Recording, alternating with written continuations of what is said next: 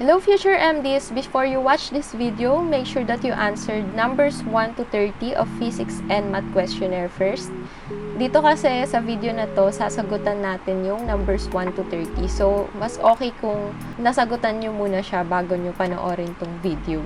Kung di nyo pa nasagutan yung questionnaire, paki-pause muna.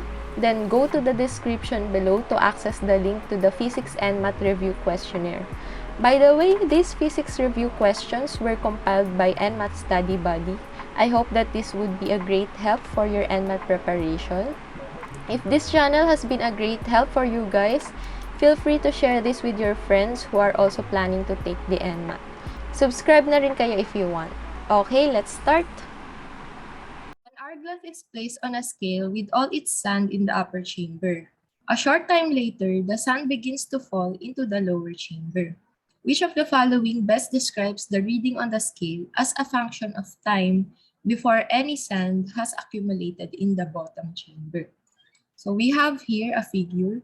So sa umpisa daw, and initially, lahat daw nung sand is nasa upper chamber. Kapag ganon, the reading on the scale is constant and corresponds to the weight of the hourglass and the sand within.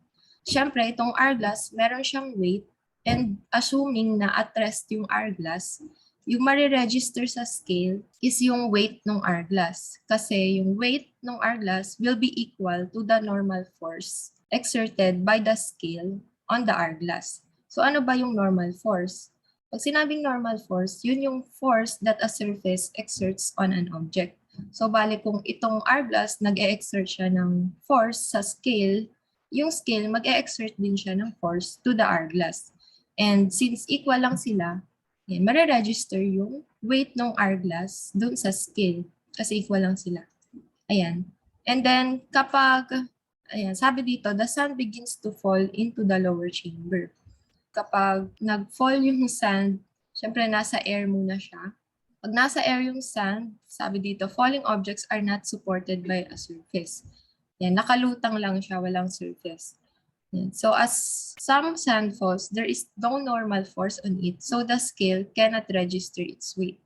Ayan, since yung scale nakabase siya dun sa normal force na i-exert niya dun sa hourglass, hindi niya mariregister yung weight ng falling sand in the air. Ayan. So the fraction of sand that is falling is small. So there is only a small decrease in the apparent weight of the hourglass. Ayun, since onti lang naman yung sand in the air and syempre mabilis lang naman din bumagsak yung sand, and very, very small or slight decrease lang naman yung mangyayari dun sa mariregister na weight dun sa scale. So our answer here is letter C. The reading on the scale decreases slightly. Number 2, which of the following equations is the universal gravitational equation? So the answer here is letter C.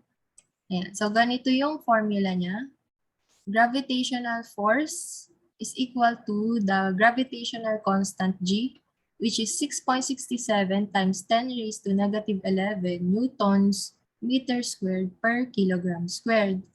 And then, we have the mass of the object 1. So, ito. Pwede rin siyang represent as M1. And we have the mass of the object 2. And yung R is the distance between the centers of the masses. Ayan. So, be familiar with this concept kasi madalas itong lumalabas sa NMAT. And also, just to define Newton's law of universal gravitation, sabi dito, all objects attract each other with the force of gravitational attraction. Gravity is universal. This force of gravitational attraction is directly dependent upon the masses of both objects and inversely proportional to the square of the distance that separates their centers. Number 3, a boy throws a ball straight up into the air, which exerts air resistance on the ball. Which of the following best describes the speed of the ball after it falls and just reaches the boy's hand? So, ano ba muna yung air resistance? Air resistance is similar to friction force. And as you can remember, yung friction force, lagi siyang opposite direction to the exerted force. Ayan. Air resistance is similar to friction force which takes energy away from the ball both on its way up and its way down. So, to illustrate, so kunyari yung boy, naghagis siya ng bola. So, ibig sabihin, nag-exert siya ng force pataas dun sa ball. And then, syempre, this ball has a weight that pulls it downward. Yung weight, yung formula niya is equal to mass times gravity. And then, since pataas yung bola, yung air resistance, i-oppose niya yung upward motion ng ball. And then, pagbaba naman ng bola, just before it reaches the boy's hand, ayan, syempre, meron pa rin siyang weight. Nandyan pa rin yung weight that pulls the ball downward or yung gravity. And then, meron ding air resistance that opposes the motion of the ball na nahuhulog pababa. So, yung air resistance, pataas yung direction niya. Ayan. So, in conclusion, dito sa part na to na pabagsak na yung bola, and there is a net negative work done on the ball and the energy of the ball is not conserved. This results to slightly slowing down the ball's speed on its way down than when it was thrown upwards. And as you can see here, syempre meron tayong yung boy, nag-exert siya ng force upwards compared dito na walang exerted force or yung weight lang yung reason kung bakit bababa yung bola. So, in conclusion, our answer for this one is letter A. The speed of the ball is less than when it was thrown upwards. Number 4, if you stand 5 meters in front of a plane mirror, how far would you see yourself in the mirror? So, for this problem, alamin muna natin yung characteristics na image formed by a plane mirror. So, if we have an object, and then meron tayong plane mirror, yung mafo-form is a virtual image. So, as you can see here, itong image na to is formed by tracing back the reflected ray. So, itong reflected ray, tinitrace back natin siya, and then kinukuha natin yung intersection ng reflected ray. So, dun mapupunta yung image. So, yun yung sinasabing virtual. Hindi siya real image. Formed lang siya by the intersection of the rays. And then, it is erect and of the same size as the object. So, kung gaano kalaki yung object, ganun din kalaki yung image. And then, the distance of the object from the plane mirror is the same as the distance of the image from the plane mirror. So, kung nandito yung object, yung distance ng object from the mirror is also the same as the distance of the image that will be formed. So, yung tinatanong dito sa question, how far away would you see yourself in the mirror? So, ibig sabihin, yung image mo, tinatanong kung gaano kalayo yun from you. So, since given na 5 meters yung layo mo from the image, ayan, ibig sabihin, sabi dito, di ba, itong third bullet, same lang yung distance ng object from the mirror and yung distance ng image from the mirror. So, kung kukunin natin yung total ng person to his or her image, pa-plus lang natin. 5 meters plus 5 meters is equal to letter D, 10 meters. So, yun yung kung gaano kakalayo dun sa image mo. Number 5, the angle between the incident and reflected rays approach what value as the angle of incidence is increased for a ray incident on a reflecting surface. So, before we answer, dapat medyo ma-imagine muna natin. So, yung incident ray, yun yung ray of light that approaches the mirror. And then, yung reflected ray, yun yung ray of light that leaves the mirror. Yung I dito, yan yung angle of incidence, and yung R is the angle of reflection. Pag sinabing angle of incidence, it is the angle between the incident ray and the normal. So, yan yung na-form between incident ray and the normal. Pag sinabing normal, yan yung imaginary line that is perpendicular to the surface of the mirror. And then yung sabi dito, yung angle of incidence is increased for a ray incident on a reflecting surface. So, bali yung ray incident, dumadaan daw siya dun sa surface. Ibig sabihin, kung yung incident ray dumaan siya sa surface, yung reflected ray will also pass through the mirror surface. Yan. As this angle approaches 90 degrees, yan, kasi 90 degrees, di ba? Pag sinabing 90 degrees, perpendicular siya to the normal. The reflected ray also approaches 90 degree angle with the normal. Thus, the angle between the incident ray and reflected ray approach 180 degrees. So, bali yung total value ng angle of incidence and angle of reflection is equal to 180 degrees. So, the correct answer here is letter D. Number 6, which of the following best describes the image formed by a plane mirror? So, na-discuss na natin to sa number 4. The correct answer here is letter C, virtual, upright, and same size yung napo-form na image by a plane mirror. So, as you can remember, ayan, ito yung diagram na ginamit natin. If we have an object, same size lang yung mapoproduce na image, and then upright din yung image. So, yan lang yung description.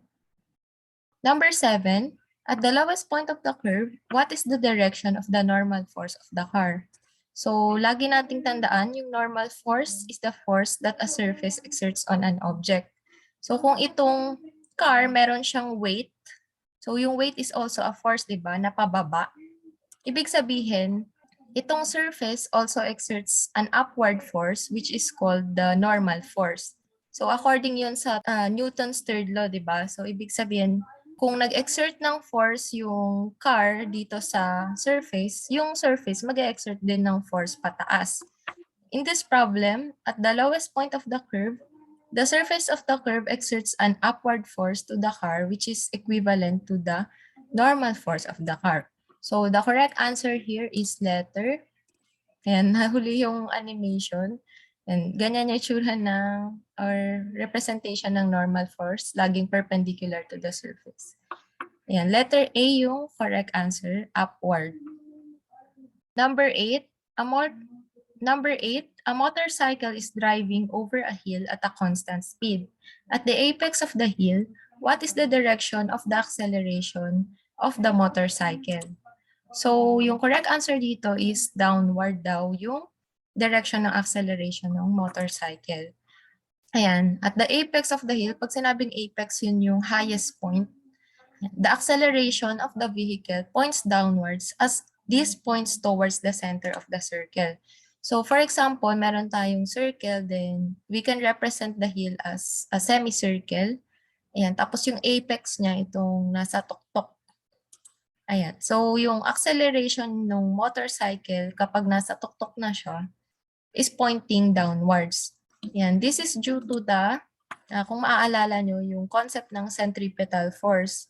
So, yung centripetal force, yun yung force na directed toward the center of curvature of the path. So, yung centripetal force, di ba yung formula for the force is mass times acceleration. Bali, yung acceleration, lagi siyang nagpo-point towards the center of the circle. And then itong velocity, lagi siyang perpendicular to the acceleration. So, tandaan nyo lang yung concept na to kasi madalas itong lumalabas. And then yung formula ng acceleration is equal to v squared over r. R is radius. Ayan. So, you can read this one. Ayan, sabi, this type of acceleration arises due to the change in velocity. Although the speed is constant, the direction changes. Number 9, a pendulum of mass m has a period t. What is the equation of the period of a pendulum? So the correct answer here is letter D. So t, which is the period, is equal to 2 pi times the square root of the length of the string, yung L, over the acceleration due to gravity, yung G. So, inulit lang ulit, ito yung formula for the period of the pendulum. So, sabi dito, whatever the value of the mass of the pendulum is, the formula of its period never changes because it does not affect the period of the system. So, as you can see here, wala yung mass sa formula. Bale, hindi siya nakaka-affect dun sa period ng pendulum. So kahit malaki pa yung mass ng object na sinabit mo dyan, wala siyang effect to the period. Number 10, if the mass at the end of a pendulum is tripled, what will happen to its period? Assume a shallow angle of release. So yung correct answer dito is letter D. There will be no change in period. As you can remember sa number 9, independent yung mass to the period. period is not affected by the mass of the pendulum. So kahit malaki pa, parang kung iisipin mo kasi pag mas malaki, mas mabigat, di ba? Pero it does not affect the period. Ayan. Another information lang, the angular frequency of a pendulum is given by angular frequency is equal to the square root of the acceleration due to gravity over the length of the string. Ayan. Tapos, sabi dito, angular frequency daw is independent of the mass. Thus, additional mass on the pendulum will have no significant effect whatsoever. Wala rin siyang effect doon sa angular frequency. Number 11, how much work is done in lifting a block of wood weighing 30 newtons to a height of 4 meters? So for this one, since hinahanap yung work, dapat alam nyo yung formula ng work. So yung work is equal to force times the distance. Yung unit ng force is newton. So automatic, yung isa-substitute nyo dito is yung 30 newton. Then yung distance is yung meters, 4 meters. So work is equal to 30 newton times 4 meters is equal to 120 joules. Yung unit ng work is joules. So yung correct answer dito is letter B, 120 joules. Number 12, which characteristic of a wave changes as it travels across a boundary between two different media? So the correct answer here is letter B, speed. Ayan, so sabi dito, as a wave crosses a boundary into a new medium, its speed and wavelength change while its frequency remains the same. So, alalahanin nyo lang na yung speed and wavelength, magbabago sila kapag dumaan yung wave into different media. Then yung frequency, it remains the same. Then yung formula natin for the speed or the velocity of the wave is equal to frequency times the wavelength. Number 13, what is the frequency of a particular wave if its period is 0.5 seconds? So yung formula natin for frequency, it is equal to 1 over t, where t is the period. Or in other words, yung frequency is the reciprocal of the period. So given na tayo ng 0.5 seconds, sa-substitute na lang natin. So our answer will become 2 Hertz, which is letter C. Number 14, a 2,000 kilogram sports car accelerates from 0 to 72 km per hour in 5 seconds. What is the net force acting on the car? So for this problem, kailangan alam natin yung formula ng force. Force is equal to mass times acceleration. Yung mass is already given, which is 2,000 kilogram. So okay na yan. And then yung acceleration, yun yung kailangan natin hanapin. Acceleration is equal to the final velocity minus the initial velocity all over final time minus the initial time. And as you can see here, we're given the final velocity and final time, yung 72 and 5. Yan. And as you can see, yung unit ng velocity is in kilometer per hour. Yung newton, di ba? Yung 1 newton is equal to 1 kilogram times meter per second squared. So, yan yung unit ng Newton. So, kailangan yung velocity natin is naka-meter per second. So, i-convert po na natin yan. So, 72 kilometer per hour times, so para ma-cancel yung R, ilalagay natin siya sa numerator. In 1 hour, merong 3,600 seconds. And then, for the kilometer naman, ilalagay natin sa denominator para ma-cancel yung kilometer. And in 1 kilometer, merong 1,000 meters. Yan. So, kapag kinompute nyo yan, yung makukuha nyo sagot is 20 meter per second. Yan yung final velocity. Yan. So, meron na tayong final velocity. We can solve the acceleration. Final velocity is equal to 20 minus the initial velocity is 0. Naka-stop lang yung sports car. Over, yung final time is 5 seconds minus the initial time is 0 seconds, diba? So, yung answer natin dito, 20 divided by 5 is equal to 4 meter per second squared. So, yung force is equal to 2,000 kilograms times 4 meter per second squared. Yan. So, pag kinompute nyo yan, yung makukuha nyo sagot is 8,000 newtons. So this one is the final answer, which is letter C. Number 15, the velocity of a car changes from 70 meter per second north to 50 meter per second north in 5 seconds. The magnitude of the car's acceleration is blank. So, pareho lang to nung sa number 14. Yung formula natin for acceleration is equal to the final velocity minus the initial velocity all over the final time minus the initial time. So, isa-substitute lang natin yung given. So, ganiting magiging equation natin. Bale, ito yung final velocity, which is yung 50 meter per second minus 70, and then 5 seconds na final time minus 0. Since wala namang given na time, so inassume natin na nag-start siya from 0, is equal to negative 4 meter per second squared. Yung ibig sabihin ng negative sign dyan, mas bumagal yung takbo ng car. Nag-decelerate yung car. Decelerate. Ayan. And since yung pinapahanap lang naman sa atin is yung magnitude ng car, nung acceleration ng car, ayan, yung final answer natin should be the absolute value. Positive dapat, which is 4 meter per second squared. So, our answer here is letter B, 4 meter per second squared. Number 16, if the wavelength of the sound wave emitted is 4.5 centimeters and the speed of sound in the water is 1,530 meter per second, what is the period of the sound? So, for this problem, ire-represent natin as T yung period. So, pag sinabing period, yan yung time elapsed for a wave to travel in a distance. And then, yung formula for period is 1 over the frequency. Yung F is frequency. And as you can remember, yung velocity ng sound wave is equal to the wavelength, which is gamma, times the frequency. So, yung frequency, makukuha natin siya. Frequency is equal to velocity over the wavelength. Ayan. Tapos, since the period is equal to the reciprocal, or pag, ayun, ni-reciprocal mo yung value ng frequency, makukuha mo yung period. So, period is equal to, papagbaliktarin mo lang tong nasa numerator and denominator. So, makukuha natin is wavelength over the velocity.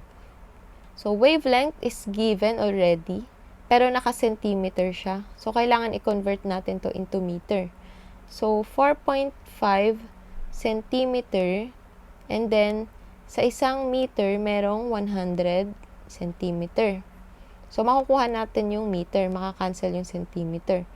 All over the velocity, which is 1,530 meter per second. So, ayan, yung makukuha nyo dito is magiging ganito, 4.5 all over 1,530 times 100. So, medyo struggle lang yan sa long division, pero I'll leave it to you. Yung makukuha nating final answer dito is 0.000291. Ayan, yun yung makukuha nyong sagot. And in scientific notation, ayan, yung answer natin is 2.941 times 10 raised to negative 5 seconds. So, this one is the final answer, which is letter A. Number 17, a sound wave traveling in air has a pressure amplitude of 0.5 Pascal. What is the intensity of the wave? Note that at 20 degrees Celsius, speed of sound in air is equal to 343 meter per second, and the density of air is equal to 1.2041 kilogram per meter cube. So, for the intensity, meron tayong formula na power over area. So, yung P is power and A is area. Yung unit ng power is watts. And then, yung unit ng area is meter squared. Ayan. So, kapag dinerive natin tong formula na to, makukuha natin yung intensity of a sound wave.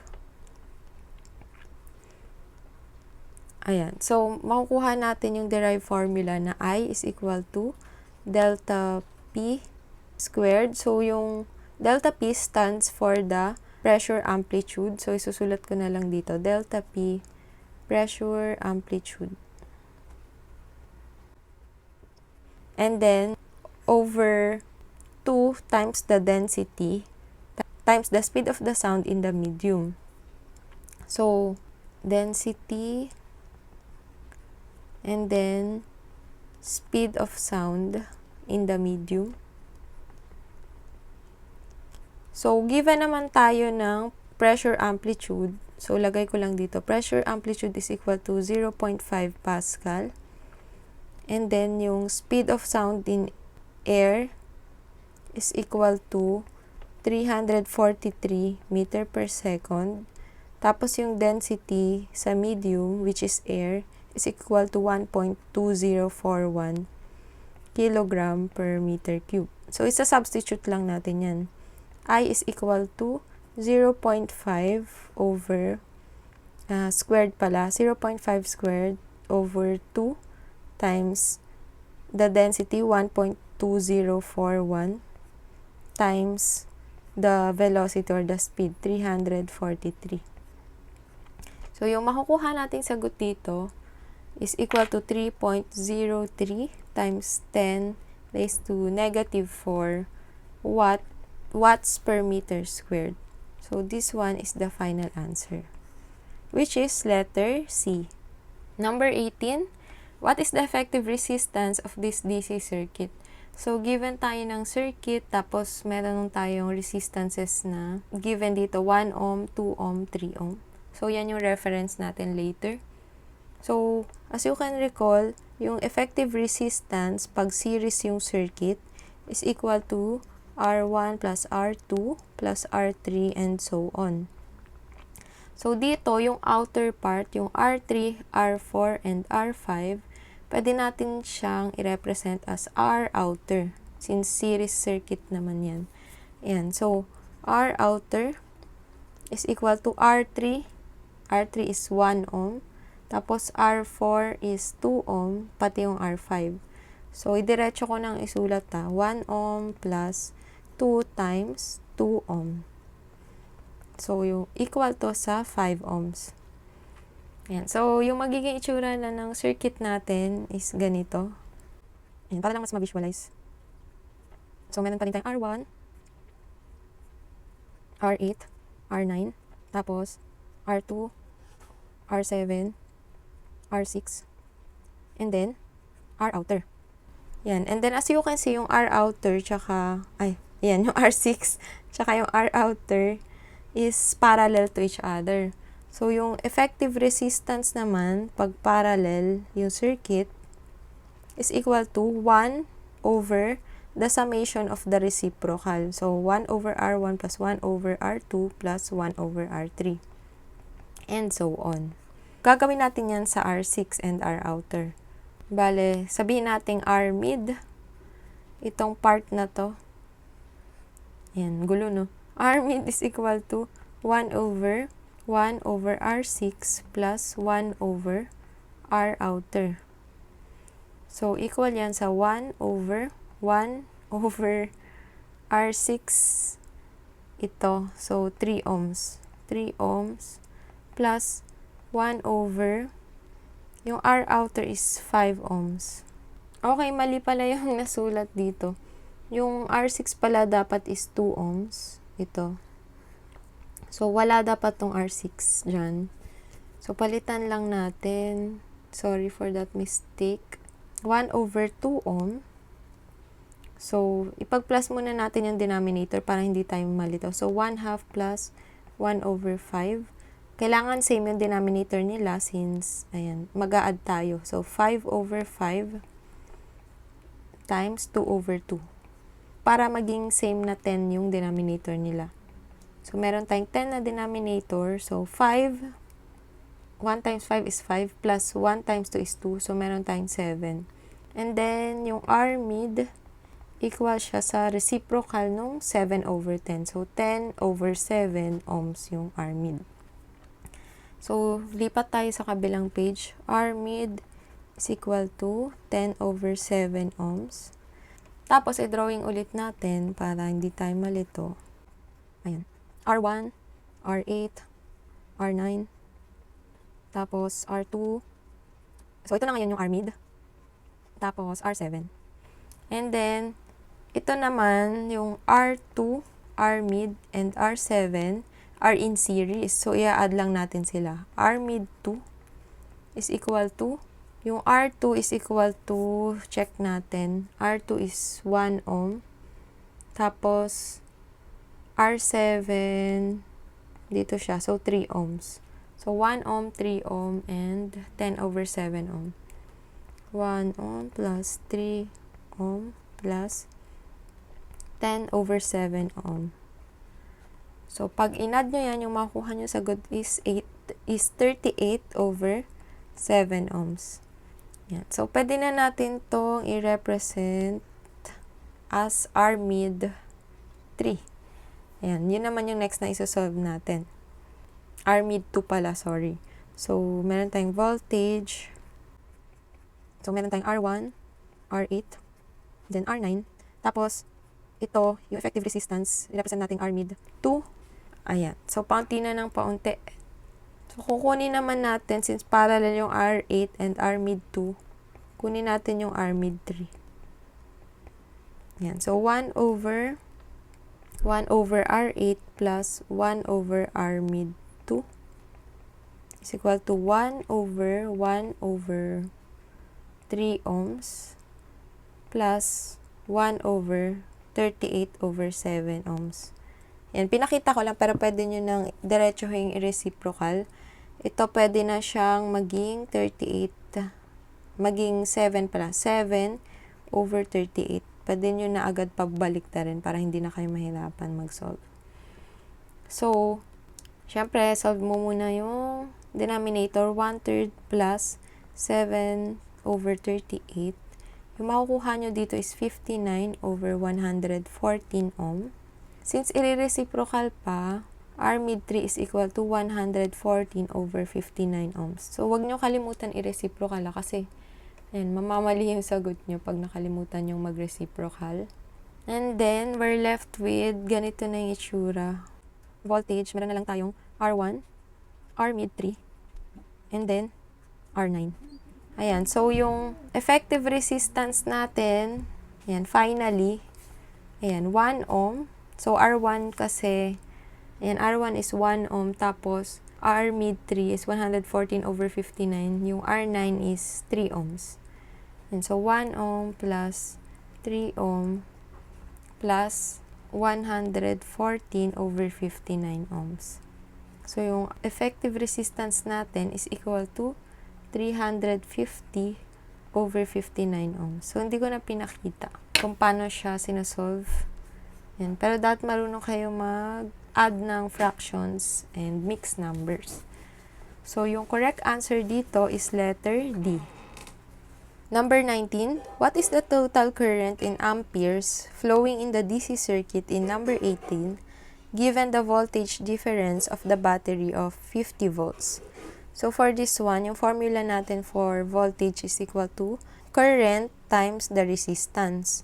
So, makukuha natin yung formula for current. Current is equal to V over R. So, yung voltage daw is 50 volts. So, 50 volts over yung resistance from number 18. Effective resistance is equal to 350. So, ito yun, 350 over 59. 350 over 59 ohm. So, magiging 50 times 59 over 350 yan.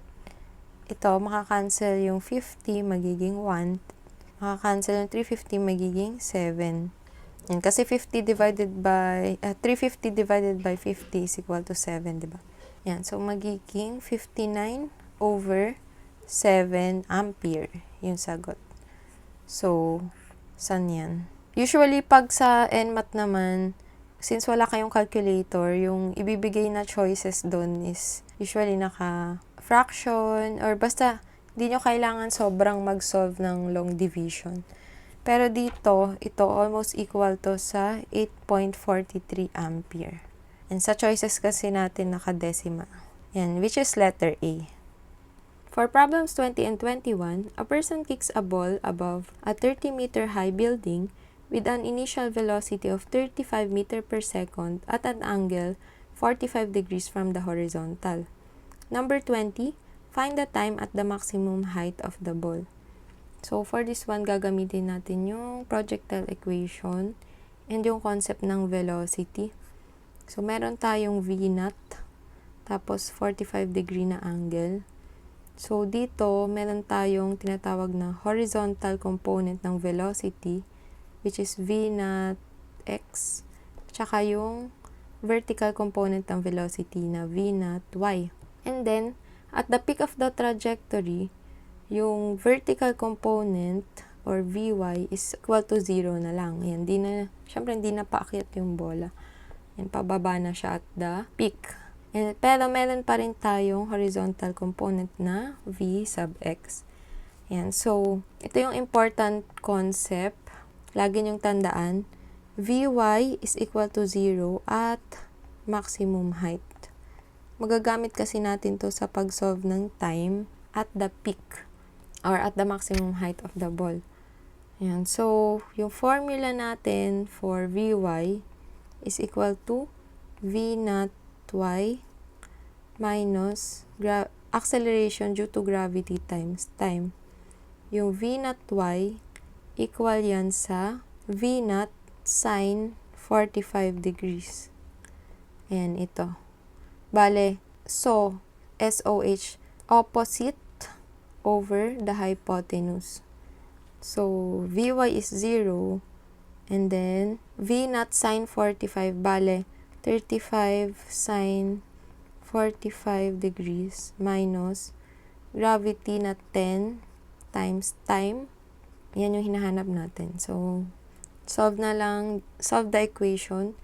10t is equal to 35 sine 45 degrees. And then t is equal to 35 times square root of 2 over 2. So, yan yung value nung sine 45 degrees all over 10. So, yung makukuha nyo sagot, yan, equal to sa 35 square root of 2 times, over 2 times 10. Which is equal to, ito, 35 divided by 5 is 7. 20 divided by 5 is 4. So, meron kang 7 over 4 times square root of 2. Seconds kasi time. This one is the final answer, which is letter B. Hi! Thank you na nakaabot kayo sa part na to. Plug ko lang yung Shopee store where I sell waterproof matte stickers. Yun. So, link to the shop can also be found on the description below. So, ito lang yung link. Yung shopee.ph, nmatstudybuddy. Yan. I sell fate stickers. Yan. Kung mahilig kayo sa stickers, pwede nyo ilagay sa laptop or phones. And meron akong mental health stickers. And then coffee stickers and adventure stickers. And visit nyo lang yung store para mas makita nyo yung details. Thank you! 21, the maximum height the ball reach from the ground is blank. So, for this problem, yung origin natin will be at the launching point. So, nandito siya. Bale, parang sa Cartesian plane, di ba? Yung origin is at the position of 0, 0. So, ganun din dito. At x0 or initial position at x and initial position at y, yung value niyan is equal to 0. So, bale yung makukuha natin, yung masusolve muna natin is yung itong length na to at the peak of the trajectory. So, tatawagin natin yang, i-represent natin as y max or the maximum height. Pero yung basis niya is from this line, this horizontal line. Tapos, pag nakuha na natin yung y max, i-add natin siya dito sa 30 meters na height from the ground. So, yun yung total maximum height from this one to the ground. So, ito talaga yung maximum height. So, first, gamitin muna natin yung kinematic equation na delta y is equal to the initial velocity at y times time minus 1/2 times the acceleration due to gravity times time squared. So, negative yung sign natin kasi yung gravity is pababa. final position at y minus initial position at y is equal to, so yung vy naught can be represented as the initial velocity times sine 45 degrees times time minus 1/2 times gravity times time squared. So, yung y naught will become 0. So, yung y, yan yung maximum height natin at this point. Equal yan sa v naught, given tayo ng initial velocity na 35 meter per second, sine 45 degrees times the time. So, yung time pala na gagamitin natin is yung nakuha natin from number 20. Yung time it takes to reach the peak. So, Tmax is equal to 7 over 2 or 7 over 4 pala times square root of 2 seconds. So, 7 over 4 times square root of 2 minus 1/2 times 10 times 7 over 4 square root of 2 squared. So, yan yung formula natin. So, makukuha na natin yung Ymax. Ymax is equal to, so yung sine 45 degrees, yung value niyan is square root of 2 over 2. So, pag kinompute nyo to, yung makukuha nyong sagot is 245 over 8 meters. And then, ito pa lang yon, yung Ymax, dito pa lang yon. So, since yung maximum height yung kinukuha from the ground, Hmax, ayan, dapat mag-add pa tayo ng 30 meters. So, 30 plus 245 over 8.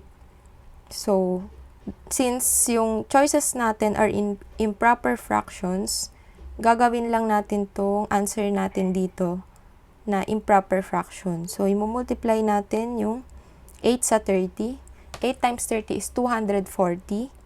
240 plus 245. So, 240 plus 245. So, pwede nyo i-search kung paano nagtatransform ng mixed number to improper fraction. Marami naman yan sa YouTube. So, 5, 8, 4. So, 485 yung numerator natin. And then, just copy the denominator, which is 8. So, yung final answer natin is 485 over 8 meters, which is letter C. For problems 22, 23, 24, and 25, a deep-sea fisherman hooks a big fish that swims away from the boat, pulling the fishing line from his fishing reel. The whole system is initially at rest, and the fishing line unwinds from the reel at a radius of 4.5 centimeters from its axis of rotation. The reel is given an angular acceleration of 110 rad per second squared for 2 seconds. Number 22, what is the final angular velocity of the reel? So for this one, gagamit tayo ng rotational motion equations. So para lang din siyang translational motion equations. And ayun, yung ginagamit natin for projectile and free fall. Sa projectile and free fall, pinapalitan lang natin yung acceleration ng G, di ba? For acceleration due to gravity. Then, change natin yung positive sign to negative kasi downward yung motion ng object. So, for rotational motion naman, ganun pa rin, except that yung alpha is the angular acceleration, yung unit is radian per second squared. Yung omega is angular velocity, rad per second, and yung theta is the angular displacement in radians. Ang pinapahanap sa atin dito is final angular velocity. So, yung gagamitin nating formula is omega sub f is equal to initial angular velocity plus acceleration, angular acceleration times time. Sabi naman, initially at rest, di ba? So, yung omega sub I will be 0. And then, given tayo ng acceleration and time, so isa-substitute lang natin yan. Angular velocity is equal to 0 plus 100 rad per second squared times 2 seconds. So, our final answer for this one is 220 radians per second, which is letter B. Number 23, at what speed is fishing line leaving the reel after 2 seconds elapses? So, for this one, meron tayong formula for velocity. and derived formula na to. Velocity is equal to radius, yung radius ng reel, times the angular velocity, which is yung omega. So, yan. R is the radius of the reel. So, given tayo ng radius na 4.5 seconds from its axis of rotation, so, i-convert lang natin yan to meters muna. So, para makancel yung centimeters, yan, we need to multiply it to 1 over 100. And then, makukuha natin yung 0.045 meters. And then, for the omega or the angular velocity, nakuha naman na natin yan from the previous number. So, yun yung answer natin na 220 rad per seconds. So, ayan, substitute lang natin. So, 0.0450 times 220 is equal to 9.90 meter per second. So, this one is the final answer. Letter D. Number 24, how many revolutions does the reel make? So, for this one, gagamit tayo ng formula for the angular displacement. Ayan, so ito yung equation. And initial angular velocity times time plus 1/2 times angular acceleration times time squared. So sabi naman, di ba, the system is initially at rest. So if this omega naught is equal to 0, so magiging 0 na tong term na to. And then given tayo naman ng angular acceleration and time. So ito yung magiging equation natin. Substitute lang natin yung values. And we will get 220 radians. So, since revolution yung tinatanong sa atin, we need to convert radians to revolutions. So, yung 1 revolution is equal to 2 pi radians.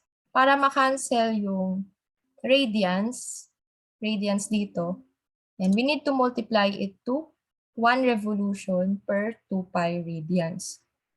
Ayan, so makakancel na yung radians and we're left with 35.014 revolutions. So our correct answer here is letter A. Number 25, how many meters of fishing line come off the reel in this time?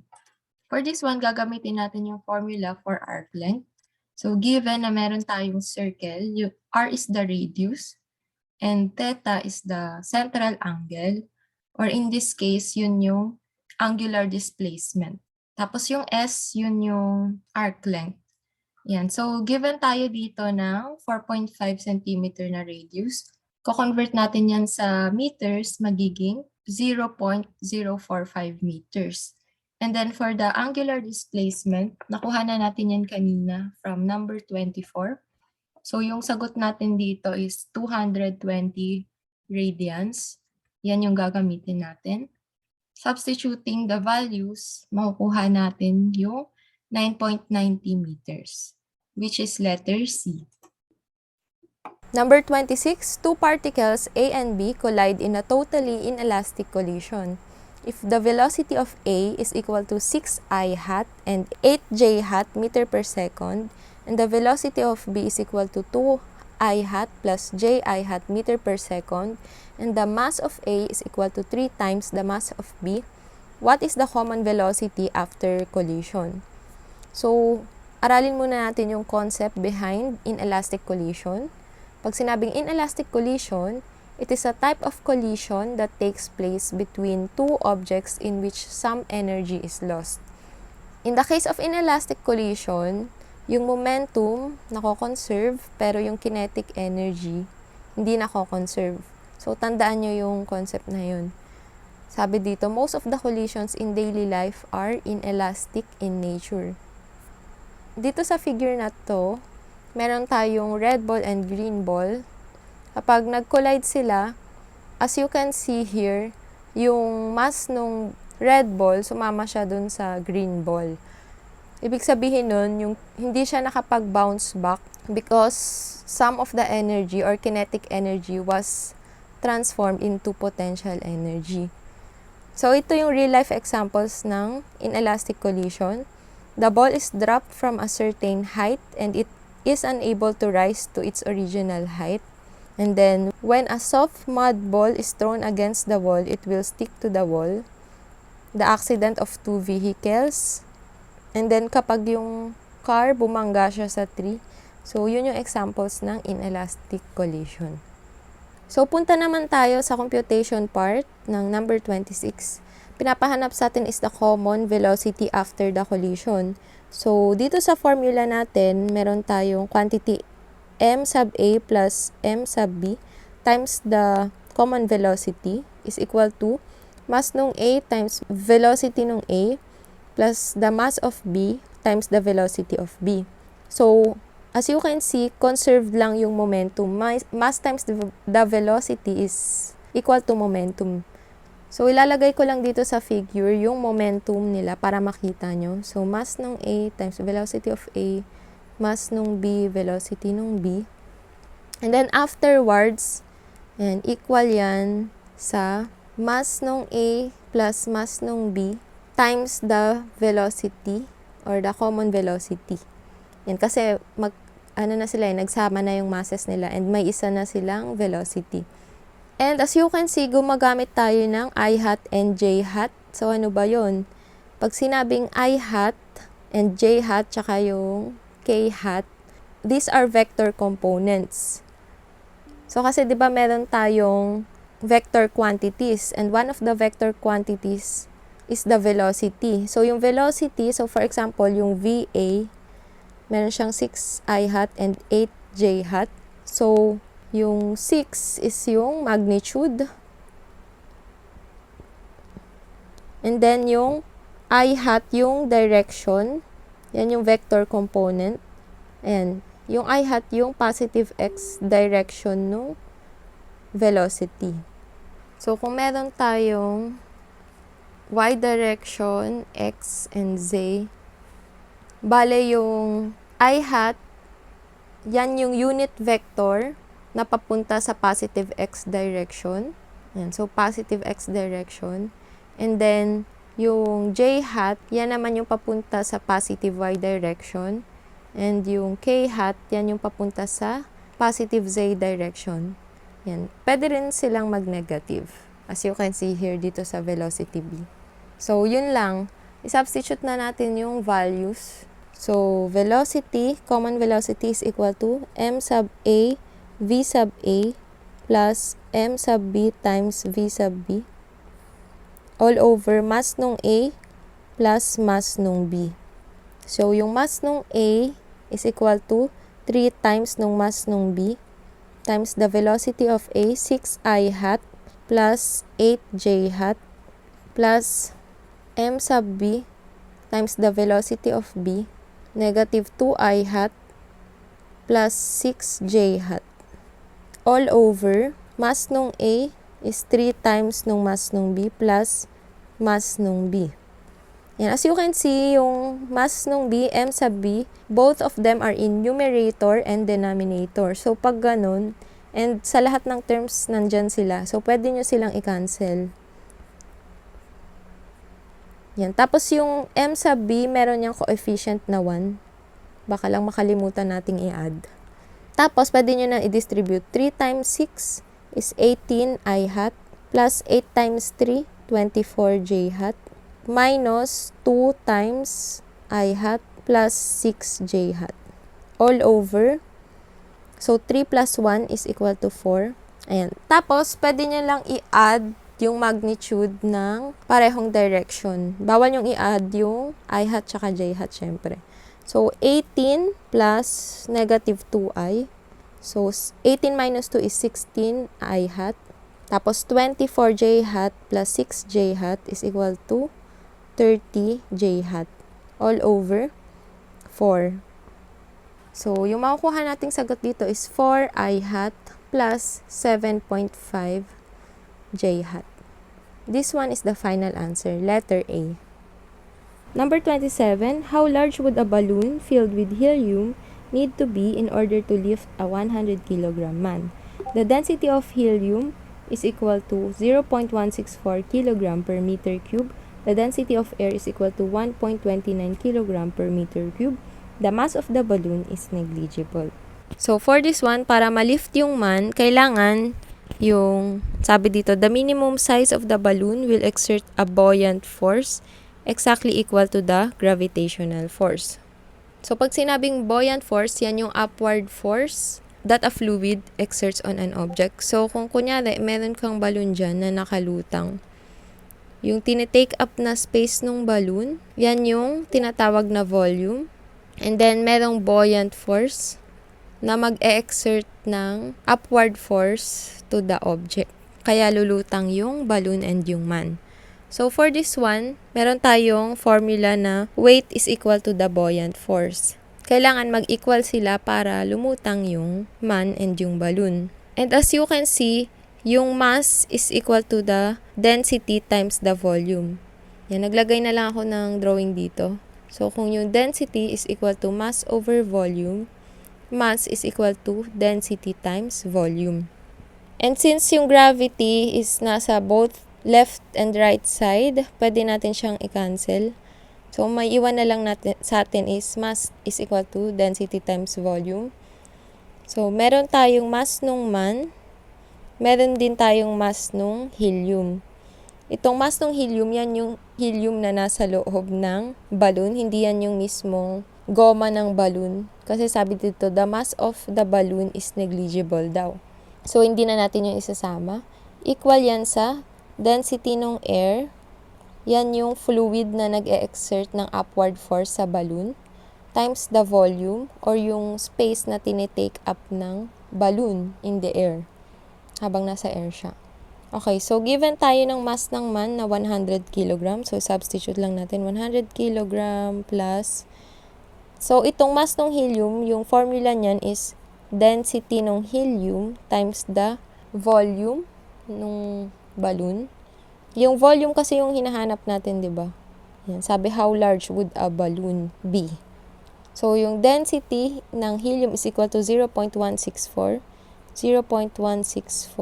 kg per meter cube times the velocity is equal to the density of the air, 1.29 kg per meter cube times the volume.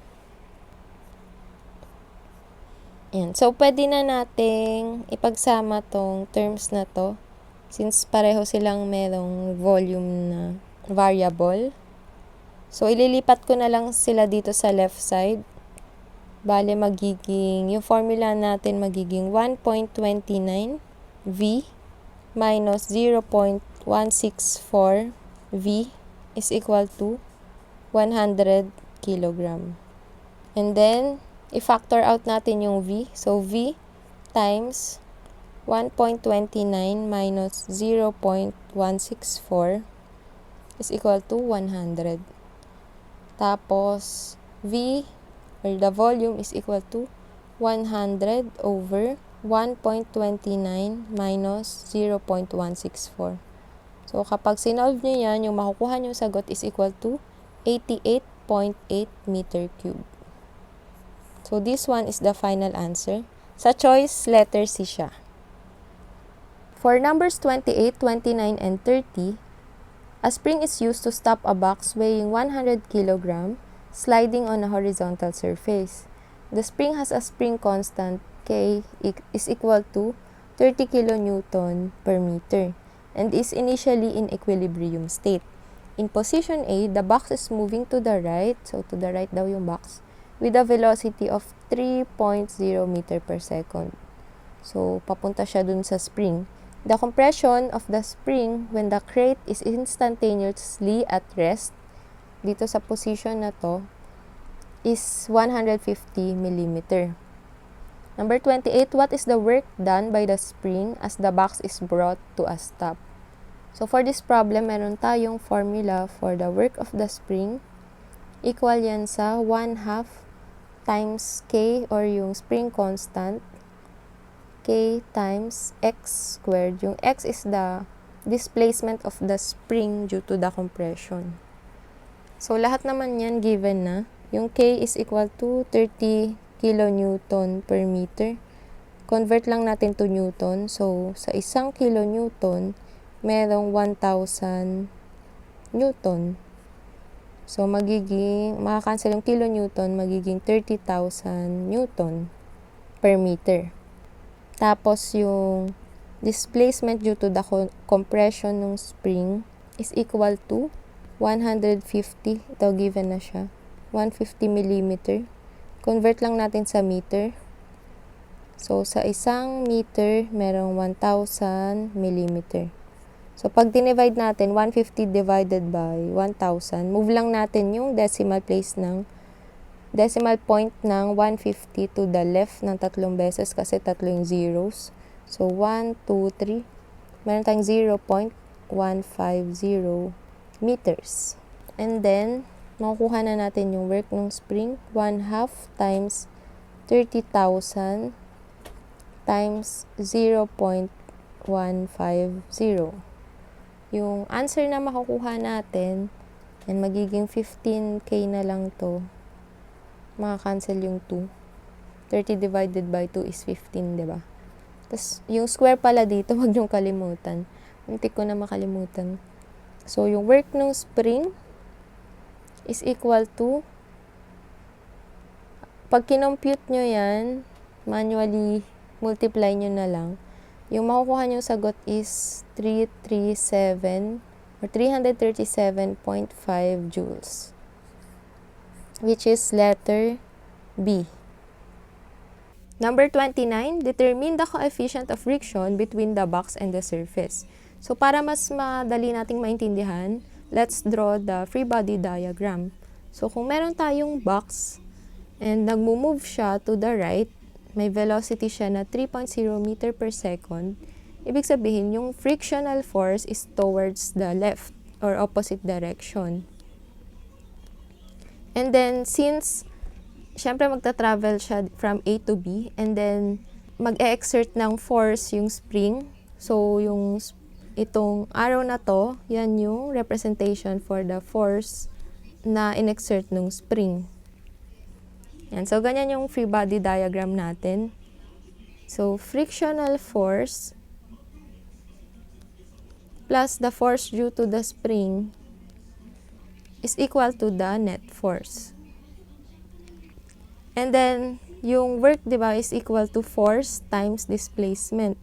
So, same lang naman sila ng displacement, which is from A to B, or ng distance na na-travel. So, work due to friction plus work due to spring is equal to the net work done by the forces of an object.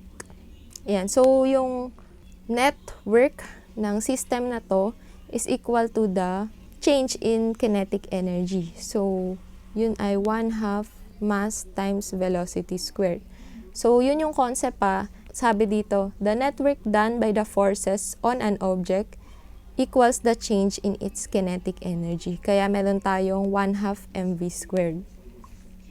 Ibig sabihin yan, yung work due to the friction is equal to 1/2 mv squared minus work done by the spring.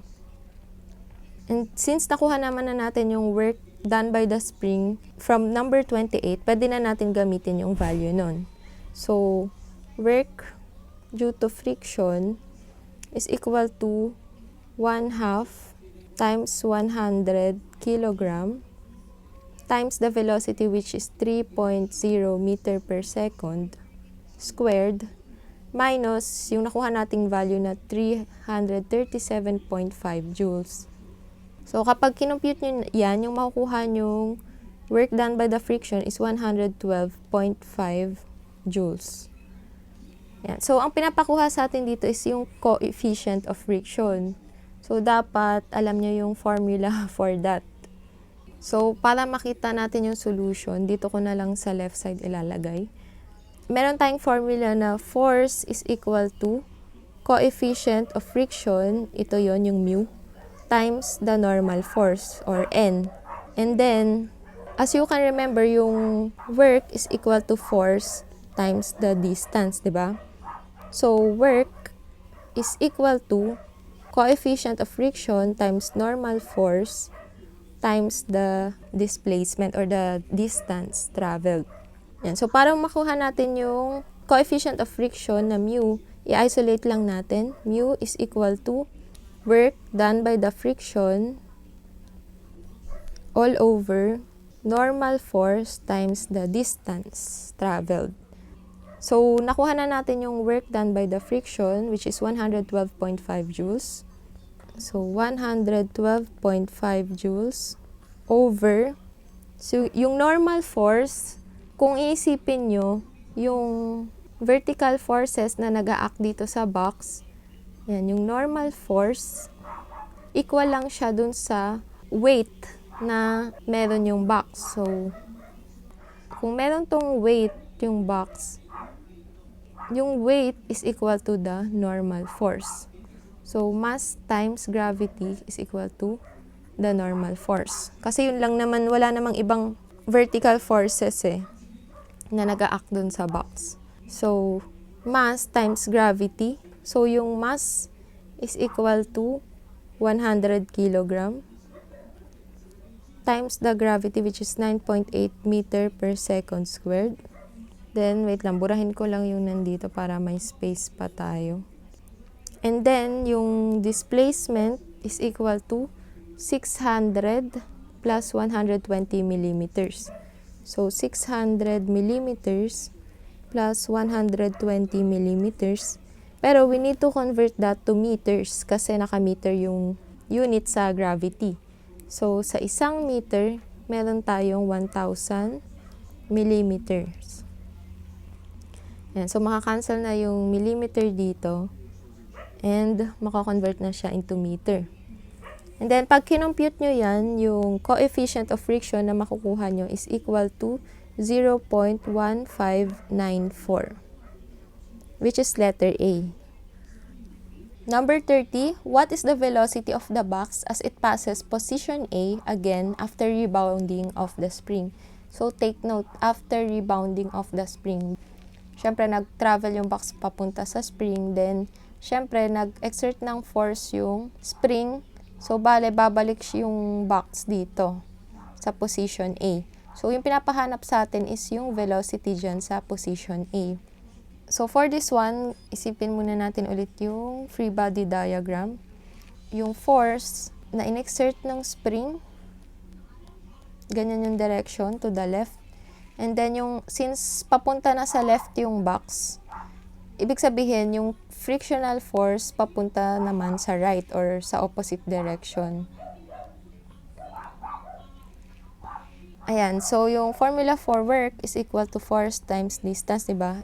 Same lang naman yan ng distance na na-travel. So, yung work ng box is equal to the work of the spring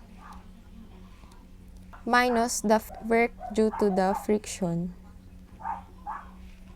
Yan. Since opposite sila ng direction, and then, sabi, diba, yung concept kanina na binanggit ko, the net work done by the forces on an object equals the change in its kinetic energy. So, ito yung net work na to is equal to kinetic energy, change in kinetic energy, which is 1/2 mass times velocity squared. Hindi ko na sinama yung 0 kasi at rest.